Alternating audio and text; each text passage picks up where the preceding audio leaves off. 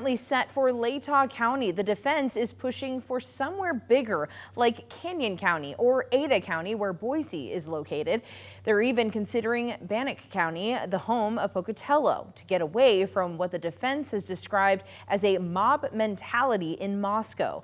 KREM 2's Shannon Mowdy sat in on today's hearing and explains the data the defense points to in making its case. Shannon?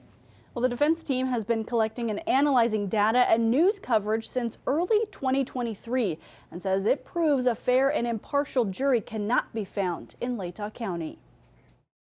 Brian Koberger's defense team first asked for a change of venue in January, but has been compiling data to back up that ask since early 2023. One of the major pieces of evidence they're using, a Latah County community survey. 100 jurors walked into this room during voir dire. 66% of them already think he's guilty before they've heard any evidence. Dr. Brian Edelman was hired by Ann Taylor and her team to analyze whether a fair trial could be held in Latah County. The defense has claimed bias and strong emotion in the Moscow area have reached mob mentality, pointing to responses in the survey. And a range of themes from people would basically kill him, to they burn the courthouse down, or assume that the jury failed.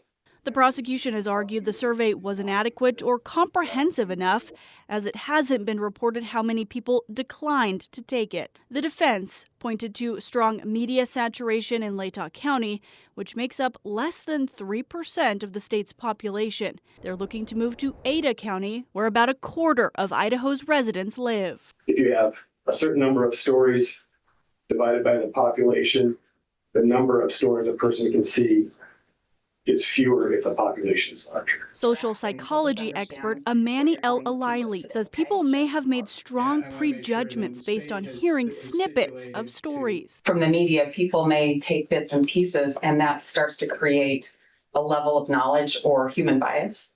We might feel like we know about something more than we do, yeah. She says research shows people will tend to double down on their beliefs even when confronted with contradictory evidence. She testified there's no way to undo this, except finding a new jury pool.